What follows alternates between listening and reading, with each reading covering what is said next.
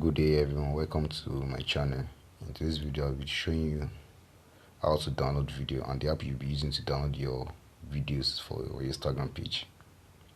So first thing you have to do is click on your Play Store.